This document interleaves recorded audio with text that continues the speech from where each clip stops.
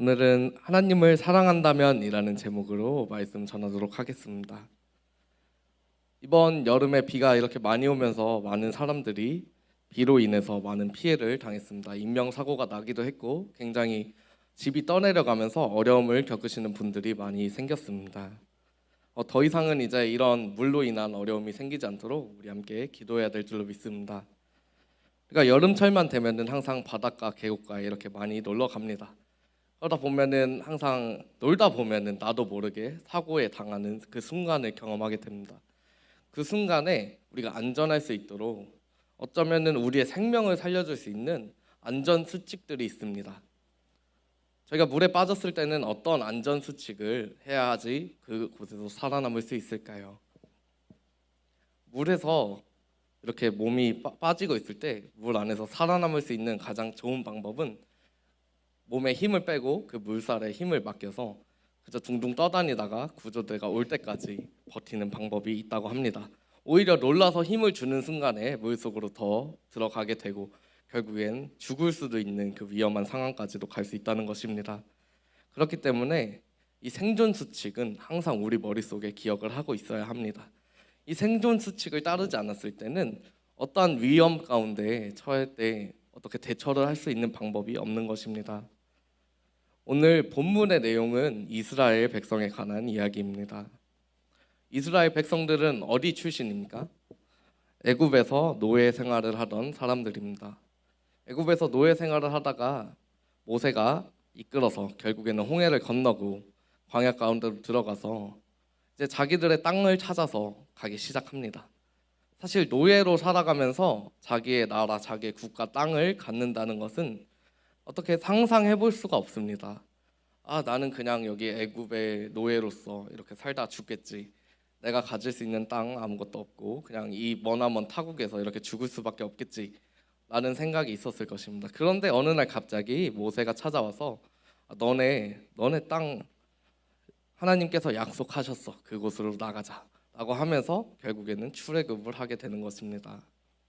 출애굽을 하게 되면서 이스라엘 백성들은 많은 하나님의 은혜를 누리게 됩니다. 불기둥과 구름기둥이 밤낮으로 그들을 지켰고 먹을 것이 떨어질 때, 마실 것이 떨어질 때 하나님께서는 그들에게 필요한 것을 채워주셨습니다. 눈앞에서 바다가 갈라지는 것을 목격했습니다. 얼마나 그 광경이 마음속에 깊게 남았겠습니까? 그런데 이렇게 계속해서 광야 가운데 나아가는 길 가운데 사실 광야라는 곳은 쉬운 그런 공간은 아닙니다. 노예가 쉬울까요? 광야에서 살아가는 것이 쉬울까요? 저도 누군가의 이렇게 밑에서 일해봤지만 누군가의 밑에서 일하는 게 오히려 더 쉬울 수가 있습니다. 노예로 일하는 게 더 쉽고 광야는 먹을 것도 없고 마실 것도 없고 얼마나 힘들었겠습니까?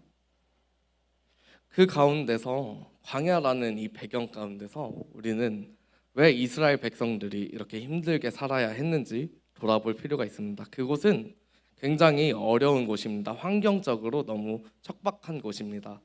먹을 게 없고 마실 게 없습니다. 그리고 그 근처에는 그 강대국들이 또 둘러싸고 있기 때문에 언제 이렇게 침략을 당할지 모릅니다. 광야라는 곳이 어떻게 우리가 무기가 있는 것도 아니고 스스로를 지켜야 하는데 어떻게 보면은 가장 약한 노예 신분으로서 결국엔 탈출했지만 자기들 지킬 수 있는 어떠한 무기도 없이 그렇게 나온 출애굽한 백성들이기 때문에 광야에서의 삶은 그들에게 굉장히 위험한 상황들이었습니다. 그들은 애굽에서 살아갈 때 노예 신분이었지만 그래도 먹을 것 그리고 물에 대한 것 이런 거에 대한 걱정은 할 필요가 없었습니다. 어쨌든 일을 해야 되기 때문에 먹다 남긴 음식을 주기도 했고 물은 풍족했기 때문에 물도 마실 수 있게 해줬습니다. 이스라엘 백성들이 나중에 금송아지를 만든 사건을 볼 때 금부치 같은 것을 갖고 있는 것을 볼 수 있는데 노예라고 아예 자기들의 소유가 없던 것이 아니고 어느 정도 자기들의 소유까지도 인정받았습니다. 어쩌면 이 광야에서 아무것도 없는 삶, 언제 침략당할지 모르는 위험한 삶보다 강대국의 노예로서 안전하게 살아가는 게 이스라엘 백성들에게는 더 좋은 방향성일 수도 있었겠습니다. 그렇기 때문에 그들이 왜 불평했는지 이해는 조금 갑니다. 이해는 가지만 결국에는 지금 현 상황은 광야에 놓여 있는 안타까운 상황입니다. 너무 어려운 상황입니다. 날마다 불평이 터져 나오고 날마다 원망이 터져 나올 수밖에 없는 그런 상황 가운데 놓여 있었습니다. 광야는 그렇기 때문에 잠시라도 정신을 차리지 않으면은 언제 죽을지 모르는 위험한 곳이었습니다. 그렇기 때문에 광야에서 이 하나님의 백성들이 살아남기 위한 규칙이 정해집니다. 오늘 본문은 십계명의 말씀입니다. 여기서 어릴 때부터 교회 다닌 친구들은 십계명에 대해서 알지만 모르는 친구들을 위해서 설명하자면 하나님의 백성으로서 살아갈 수 있도록 하나님께서 주신 법입니다. 법을 지켜야 할까요? 지키지 말아야 할까요? 법은 지켜야 합니다. 하나님의 백성으로서 살아갈 때 하나님의 백성으로 살아가기 위해 첫 번째 조건은 어떤 것입니까? 오늘 본문에 나오는 그 내용입니다. 오늘 본문 3절의 말씀 한번 같이 읽어보겠습니다. 출애굽기 20장 3절 말씀입니다. 너는 나 외에는 다른 신들을 내게 두지 말라.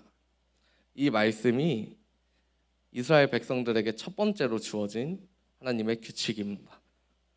너네 광야 가운데 나왔어. 이 힘든 곳 가운데 나왔어. 그렇기 때문에 내 명령을 따라야 하는데 그 중에 가장 첫 번째는 나 외에 다른 신을 섬기지 말라는 것이야. 모든 규칙들을 보면 가장 첫 번째 규칙이 정말 중요합니다. 이 첫 번째 규칙부터 실패하게 되면 그 밑에 모든 규칙들은 다 소용이 없습니다. 물에 빠졌다고 생각해 보십시오. 물에 힘이 갑자기 들어갑니다. 물에서 힘을 빼야 되는데 갑자기 힘이 막 들어가면서 결국에 빠져 죽으면 그 다음에 어떠한 규칙이 있더라도 소용이 없다는 것입니다. 첫 번째 규칙부터 지켜야지. 그 규칙이 가장 중요하기 때문에 가장 먼저 말하는 것이 첫 번째 규칙입니다. 오늘 하나님의 백성들에게 주어진 첫 번째 규칙은 너는 나 외에 다른 신들을 내게 두지 말라는 말씀입니다. 이 말씀이 도대체 왜 광야에서 살아남기 위한 가장 중요한 규칙이 될까요? 왜 하나님은 이스라엘 백성들에게 이 규칙이 가장 중요하다는 것을 알려주셨을까요? 이 규칙은, 이 계명은 다른 계명들에 비해서 좀 더 구체적인 내용을 말하고 있습니다. 4절, 5절 말씀 함께 보겠습니다. 너를 위하여 새긴 우상을 만들지 말고 또 위로 하늘에 있는 것이나 아래로 땅에 있는 것이나 땅 아래 물속에 있는 것에 어떤 형상도 만들지 말며 그것들에게 절하지 말며 그것들을 섬기지 말라. 나 내 하나님 여호와는 질투하는 하나님인즉 나를 미워하는 자의 죄를 갚되 아버지로부터 아들에게로 3, 4대까지 이르게 하거니와. 이 말씀입니다. 이 말씀을 보면은 이스라엘 백성들이 섬겨야 할 대상에 대해서 나옵니다. 어떻게 보면은 더 좋은 것들을 섬길 수 있습니다. 애굽에서 살았을 때는 더 많은 것들이 우상화가 됐었습니다. 태양이 될 수가 있고 강이 될 수가 있습니다. 어떻게 보면 우리에게 먹고 살게 해줄 수 있는 그 모든 풍족한 자원들이 하나님보다 더 눈앞에 보이기 때문에 그것들을 섬기는 것이 더 편하게 느껴질 수도 있습니다. 그렇지만 하나님의 백성, 이스라엘 백성들은 섬겨야 하는 대상이 하나님 외에는 없다는 것입니다. 하나님만을 섬겨야 된다고 지금 이야기를 하고 있는 것입니다.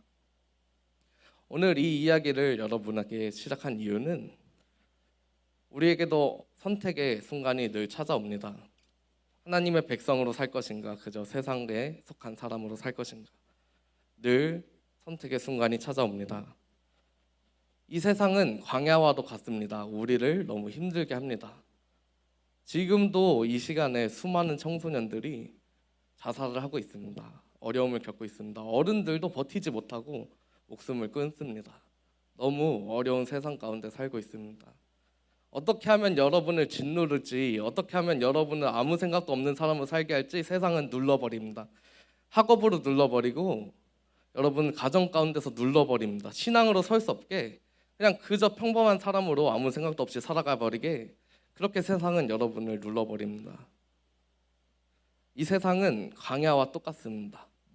풍족하게 살아가기 너무나 어렵고 늘 어려움에 처합니다. 너무나 힘든 세상 가운데 여러분은 살고 있습니다. 그런데 여러분은 정말 하나님의 백성으로 살아가고 계신 게 맞습니까? 하나님의 백성으로 살고 계십니까? 학교에서, 직장에서 어떻게 살아가고 계십니까? 정말 어려운 세상이지만 정말 힘겨운 세상이지만 여러분은 어떻게 살아가고 계십니까? 우리는 이제는 결단해야 합니다. 하나님의 백성으로서 정말 하나님을 사랑하기 때문에 이 자리에 왔다면은 그저 연애하기 위해서 그냥 친구 때문에 이 자리에 온 것이 아니라 하나님을 사랑하기 때문에 이 자리에 나왔다면 이제는 선택해야 합니다. 세상 가운데 너무나 쉽게 넘어질 수 있습니다. 담배 피지 않고 술 마시지 않으면은 친구들 사이에서 왕따 되는 거 알고 있습니다. 직장에서 술 마시고 담배 피는 거 다 하는데 그 시간에 나만 일하면 억울하지 않습니까? 정말 힘들지 않습니까? 그래서 나는 술, 담배를 해야 돼요. 친구들이랑 같이 지내려면 해야 돼요. 이렇게 타협할 수도 있죠. 학업도 마찬가지입니다. 공부 열심히 하는 거 너무 좋습니다. 서울대학교 가야죠. 고려대, 연세대 가야죠. 대기업 들어가셔야죠. 그래야 성공한 삶을 살 수 있지 않겠습니까? 그런데 그 성공의 기준이 그냥 세상의 규칙대로 살아가서 그대로 된다면은 결국에 여러분들이 하나님 나라에 들어갈 때는 어떤 이야기를 들으시겠습니까? 지금 이대로 신앙생활하는 우리의 모습은 그저 광야를 너무 아무 생각 없이 살아가지는 않고 있지 않습니까? 학업에 그리고 가정 가운데 친구들 관계 가운데 그냥 나는 기독교인이 아니라 나는 하나님의 백성이 아니라 세상에 속한 사람으로서 그렇게 편하게 살고 있지는 않습니까? 마음 가운데 불편함이 없지는 않습니까? 이 자리 가운데 나온 여러분은 마음 가운데 불편함이 있으셨으면 좋겠습니다. 세상 가운데 살아갈 때 그 규칙들을 세상의 규칙대로 적용해서 편하게 살아가는 것이 아니라 타협하는 것이 아니라 이제는 결단해서 하나님의 백성으로 살아가시기를 간절히 소망합니다. 이것이 하나님의 백성이 가장 지켜야 하는 첫 번째 계명입니다. 그렇기 때문에 술, 담배를 멀리해야 되고 그렇기 때문에 학업보다 예배 생활을 우선시해야 합니다. 제가 학부모가 되면 사실 잘 모르겠습니다. 학부모가 되면은 제 자녀가 생기면은 아이한테 교회 막 가지 말고 공부 좀 해라는 말을 하게 될 수도 있습니다. 하지만 저는 제 자녀가 생긴다면 그렇게 키우고 싶지는 않습니다. 하나님 나라에 들어갈 자신이 없을 것 같습니다. 너무 부끄러울 것 같습니다. 이 자리에 나온 우리 아이들 너무 기특합니다. 솔직히 기특합니다. 주일날 이 자리에 나왔다는 것. 특히 오늘 비가 이렇게 오는데도 이 자리에 나온 게 너무 기특하고 이쁘지만 그런데 이왕 나온 거 생각 없이 그냥 헤헤 웃으면서 좋은 게 좋은 거고 그렇게 생각하는 게 아니라 이제는 결단을 해야 되지 않겠습니까? 이 광야를 살아가기 위해서 이 세상의 어려움을 타파하기 위해서는 하나님 한 분밖에 없다는 것을 기억하고 나아가시는 여러분이 되시길 소망합니다. 제가 여기서 말하면은 사실 기분이 좀 나쁠 수도 있습니다. 우리 아이들 입장에서는 목사님 뭔데요? 목사님은 하나님만 사랑하세요? 아니요, 저도 그렇게 하지 못합니다. 저도 너무 어렵기 때문에 날마다 넘어집니다. 술, 담배의 유혹이 있고 여자의 유혹이 있고 굉장히 어렵습니다. 이 세상을 살아가는 게. 그런데 이 사랑을 강요하는 것, 하나님을 사랑한다면 이 계명을 지켜라, 이것은 일방적인 것이 아닙니다.